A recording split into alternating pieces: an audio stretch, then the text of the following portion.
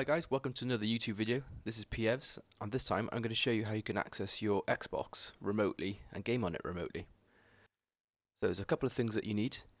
The first thing, if you've been living under a rock and you haven't heard, but Windows 10, there's an app out now which you can see on my screen. This allows you to access and play your Xbox within your own network. I'm just going to quickly show you. So, wait for it to find my Xbox, and you can see it there. I can turn it on. Once it's powered on, then I can connect to it and I can game from it. What I've got my Xbox controller plugged into my PC, and that allows me to, I have to wait for a second for it to sign in. But what I've done is I've got a wireless dongle, just like this, so I can connect my Xbox controller to my PC wirelessly. Let's see if it's working now. There we go, connected to my Xbox. There we go. So this is within my home network at the moment because I'm connected to it locally. And there we go. There's very little lag. The quality's not quite as good as if you were playing it on your TV at 1080p, but it's definitely playable, and I use it quite a lot. So let's quickly stop that. So there's a couple of things that you need. Like I said, you need a Windows 10 laptop.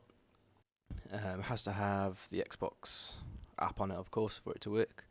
The other thing you'll need is a static ISP IP address or a dynamic DNS hostname. If you're in the UK like I am, most of the time your ISP gives you a DHCP address, so you need a static name, and what I use is this. It's a free dynamic DNS from NoIP. Just sign up, and all it does is, if you want to try and connect to your PC remotely, you give you an address.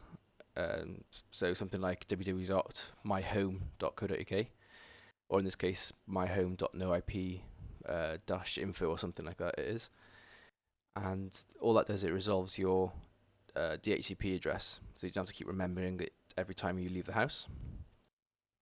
So that's great. And the next thing you need to do is port forwarding or access to your router, so you can port forward. There's quite a few ports that you need to port forward for Xbox to work, and should drop a link in the bottom. Just have a look at the different ports that you need. Just quickly show you on screen. So this is my setup. You can see here 5050, 4838, 4900 to 6500. Sorry, 65,000. 88 and 288, 3074, 3544, 4500. So those are what the ports that you need. Get that out of the way. Once that's done, restart your router, and then the other option actually is not only for port forwarding. You can actually use something called DMZ. I highly recommend not using it though. Always use port forwarding if you can. There's loads of risks involved with DMZ, and I'm sure you can Google it and find out for yourself what those risks are. So now we've got that set up, the next thing we need to do is go back to the Microsoft Store. Let me quickly show you. There's an app called Zune, or Xbox On, I think is the what it actually stands for. This is a great little app. Install it on your laptop, which allows you to remotely power on your Xbox. There's a couple of things that you actually need, which I'm just going to quickly show you. There's something called your Xbox Live ID. So if we boot up the Xbox, I'm not going to actually show you mine because it's a personal key. If you go into your system and then console info and updates, one of them in there will say your Xbox ID. And all you have to do for that then, if I just stop that for a second, is enter your DNS name, which we got earlier from NoIP. So www.noip.info, for example. And then, well, this would be your personal address, not that one. Enter your Xbox Live ID in this box here, and then all you have to do is click this button and it'll turn on your Xbox remotely from anywhere. So if I'm out and about in a hotel, pub, cafe, anywhere, as long as I've got my laptop, I can turn on my Xbox. Now everything's set up as it should be at home, let's get out and about and try it. So as you can see on the screen here, this is actually my laptop. I'm sitting in a mate's house at the moment, and we're going to try and connect remotely to my Xbox. So the first thing I need to do is open up the Xbox On app.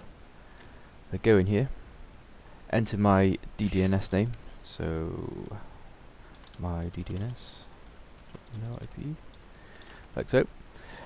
Get your Xbox Live ID, which you should have got earlier on in the video, and then hit the magic button, which is turn on. Give it about 15 seconds, anywhere up to about 30 seconds, and it should turn your Xbox on. Once we've done that, you need to open up a command prompt, and we're just going to ping the DDNS name, like that.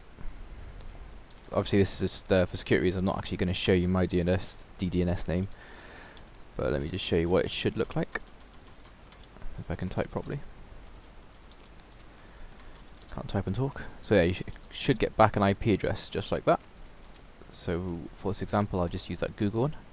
Next, there's two options you can do. You can just try going up to the Xbox app and connecting to it. Sometimes, if you're in a hotel or pub, they block some ports from opening. So what I've done now is installed an application called Hotspot Shield. And all I'm going to do is connect to the nearest hotspot, which in this case is the UK, and make sure it's connected. Now my Xbox is on. Go back into the Xbox app again. Now we need to add a device. From the IP that we got earlier from pinging our DDNS name, you just want to enter that in here and then hit connect. Once it's connected, you'll see the usual buttons within the Xbox app. So stream, test stream. So let's go ahead and stream. And there we go. This is me accessing my Xbox remotely from outside my house. As you can see, there's a little bit of a lag, but it's not too bad. It's definitely playable. And there we go. That is me playing Call of Duty from outside my house. Thanks for watching.